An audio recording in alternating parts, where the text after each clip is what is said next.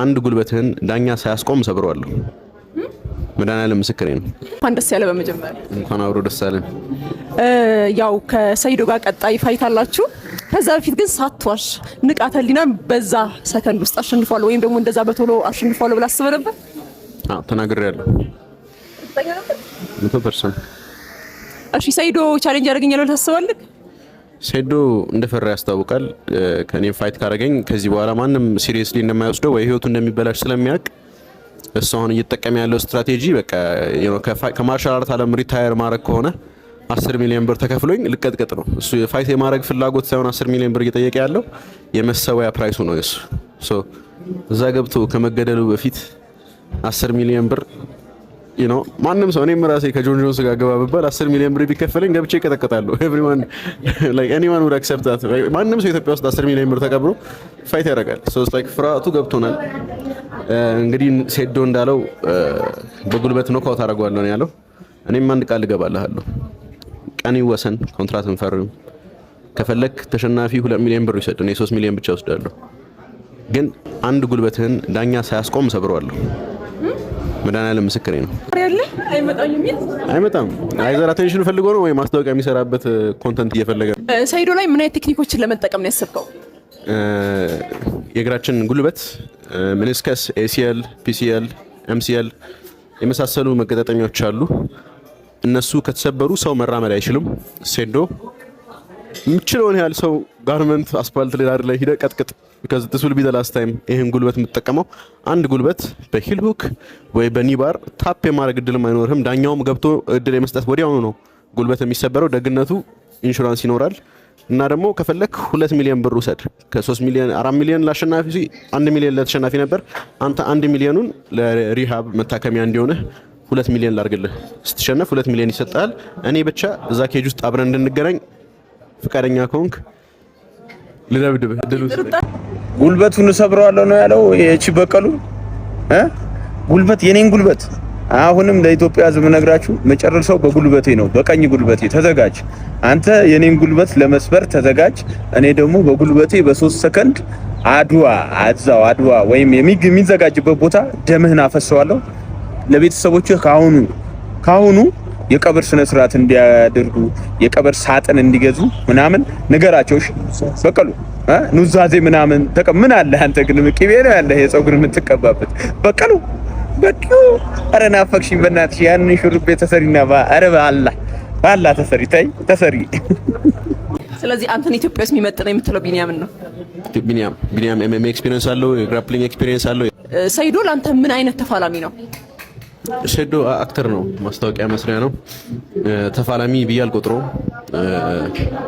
ራሱን የጣለ ማርሻል አርቲስት ብዬ ነው ማስበው። ሜቢ ድሮ የሆነች ነገር ነካክቶ ነበር፣ ግን የሰውን አይምሮ ሰው በሌለበት በመጮህና ሶሻል ሚዲያ ላይ በመለጠፍ ለረጅም ሰዓት መያዝ ችሏል እና የብዙ ሰውን አመለካከት በክሏል። ወደ ማርሻል አርት ትክክለኛ ማርሻል አርቲስት ምን የሚለው ጥያቄ ብዙ ሰው ግራ የሚጋባው እንደ ሰይዶ አይነት ሰዎች ሶሻል ሚዲያ ላይ ኮንተንት ማርሻል አርት ጋር የማይገናኝ ኮንተንት እየለቀቁ ሰውን አይምሮ አሳስተውታል። ሰዎች ትክክለኛ ፋይተር ምን እንደሆነ አያውቁም። እኔ አሁን ለሰይዶ ምንም ቦታ የለኝም። is not on my level። እኔ ህዝቡ ማየት የሚፈልገው አንድ ሰው ሲቀጠቀጥ ሳይሆን they want to see a real fight and የተሻለ ፋይት ብዬ የማስበው ደግሞ አይ ቲንክ ቢኒያም ሽብሬ ነው። ለኔ ቢኒያም ሽብሬ ብዙ የኤምኤምኤ ፋይት ኤክስፒሪየንስ አለው። most importantly he will put up a good fight። በጣም ቀውጢ የሆነ ነገር ነው ኢትዮጵያ ውስጥ የምታዩት ሁላችሁም። You're going to be entertained, you're going to see blood, and most importantly I think completely በቃ የኤምኤምኤን አመለካከት ኢትዮጵያ ውስጥ ይቀይረዋል። ይሄ ኳስ ራሱ ሰው ማየት ላይ ያቆም ይችላል በዚህ ምክንያት። ስለዚህ አንተን ኢትዮጵያ ውስጥ የሚመጥነው የምትለው ቢኒያምን ነው? ቢኒያም ኤምኤምኤ ኤክስፒሪየንስ አለው፣ የግራፕሊንግ ኤክስፒሪየንስ አለው፣ የስትራይኪንግ ኤክስፒሪየንስ አለው። በጣም አትሌቲክ የሆነ ልጅ ነው። ከዚህ በላይ ምን አይነት ጥሩ ፋይት ትጠብቃላችሁ? እሱ ከኢቨንት ኦርጋናይዘሮች ጋር ተነጋግረን ቀን እነሱ ናቸው አሁን አናውንስ የሚያደርጉት። ልክ አንተ ቃተኒራ ላይ ስትለው እንደነበር እሱም በ3 ደቂቃ በ3 ሰከንድ ነው የሚያልቀው።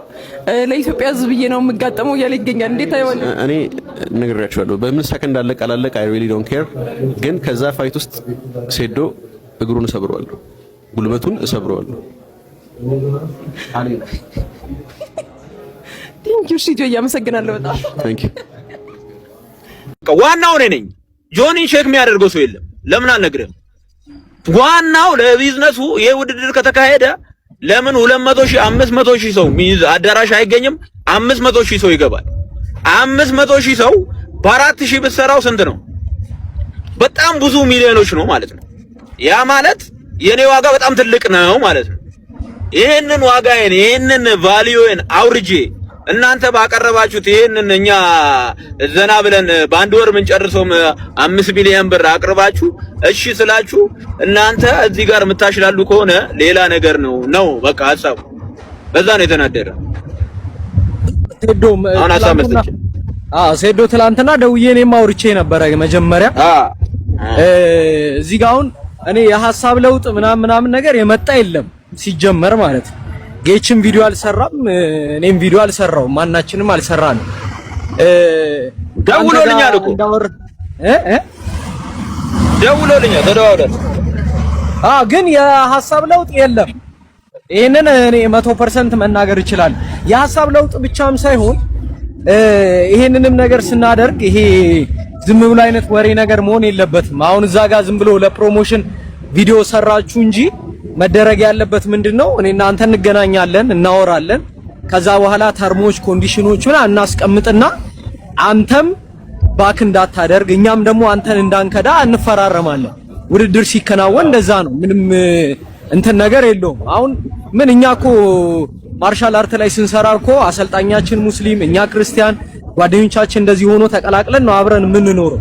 ይሄ የሃይማኖት ነገር ምናምን ነገር የለበትም እንደዚህ አይነት ኬዞች ላይ ገብቷል አይደል?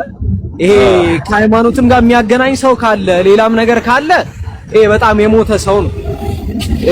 እንደዚህ አይነት ሐሳብ በእኛ በኩልም የለም። እኛ አሁን ረቢቄኛ ልጅ አይደል እንዴ? ከኛ ጋር ነው አብረን የምንበላው አብረን የምንውለው። ስለዚህ እንደዚህ አይነት ነገር ትክክል አይደለም። ወደ ሃይማኖት የወሰደ ካለ አንተም ፊት መስጠት የለብህም። እኛም እንደዛ እናረጋለን ብለን አናስብም።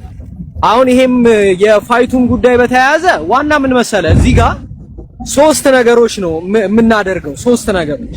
አንደኛው ምንድነው አንተ እስከሰራህ ድረስ ሶሻል ሚዲያውን እስካነቃነክ ድረስ ምን እስካረክ ድረስ መጠቀም አለብህ፣ ትጠቀማለህ ነው አንደኛው።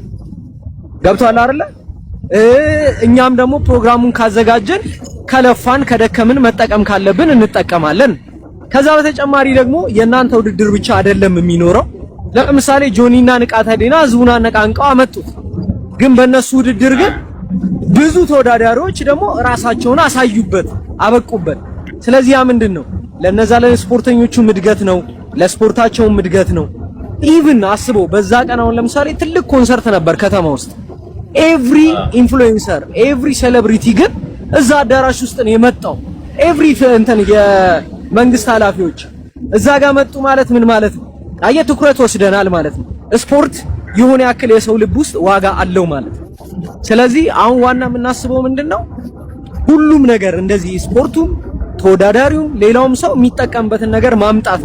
ሶሻል ሚዲያ ላይ እኮ ምን ብዙ ፎሎወር ያላቸው 1 ሚሊዮን 2 ሚሊዮን ያላቸው ፎሎወር ያላቸው እኮ ብዙ ሰዎች አሉ። ሁሉም ግን በዛ ልክ ይጠቀማሉ ወይ? ትክክል አይደል? ላይጠቀሙ ይችላል። ስለዚህ ዋናው ነገር ያለንን ተቀባይነት ያለንን ቫይራሊቲ ወደ ቢዝነስ መቀየር ነው። ሌላ ምንም እንትን አላማ ነገር የለውም። ተረተኛል አይደል? አሁን ሰዎች ለምሳሌ ቅድም የጠቀስካቸውንም የተለያዩ ሰዎችን ስሞች ምናምን ይጠራሉ። ያንን ቢጠሩ እነዛ የሚጠሩ ሰዎች ከተለያየ አላማ ሊጠሩ ይችላሉ። ግን አንተም በሚዲያ አክሰፕት የተደረከው በሚዲያ ገንዘቡ ምኑም የተቀመጠው ለአንተ ነው። ስለዚህ ሌላ ሐሳብ መቀየር ምናምን ከየትም አይመጣም ልልን ለራሴ ጥሬ 10 ሚሊዮን ብር ፈልጋለሁ። በዚህ ዲል የምናደርግ ከሆነ የምንስማማ ከሆነ ቀጥታ ወደ አካውንት የሚገባ ማለት ነው። በነገራችን ላይ if you know አንተ ፕሮፌሽናል MMA ውድድር የምታውቁ ከሆነ ተገዝቶ ነው የሚሄዱት። አሁን ለምሳሌ ጆን ጆንስ እና እዛ ጋር ሐምዛ ቸማያ ይጫወታሉ እንበል። ሐምዛ ይሄን አክል ይከፈለዋል፣ መጀመሪያ ይታወቃል። ገብቷል አይደል? ጆን ጆንስ ይሄን አክል ይከፈለዋል። ከዛ በኋላ ቦነስና ስፖንሰርሺፕ ነው ገንዘብ እንትን የሚለው እንጂ ካሸነፈ ቦነስ አለው ያ ልጅ። የፕሮፌሽናል አካሄድ ህዝቡ እንዲያውቅ ማለት ነው። ፕሮፌሽናል እናንተ ፕሮፌሽናል ነው ብላችሁ ከጀመራችሁት አይቀር ማለት ነው ይሄን አክል ብር አስቀምጣችሁ ሳይሆን ራሱ የቻለ አካሄዳለሁ ፕሮፌሽናል ሴዶ ለምሳሌ 10 ሚሊዮን ብር እሺ ብሎ የሚፈራረም ከሆነ እሺ ይላል ማለት ነው። እንቁራሪቷም እንደዛ ካሰበች የሆነ ነገር የምታስበው 500 ሺህ ካሰበች 500 ሺህን ትስማማለች። ከዛ ትገባለች።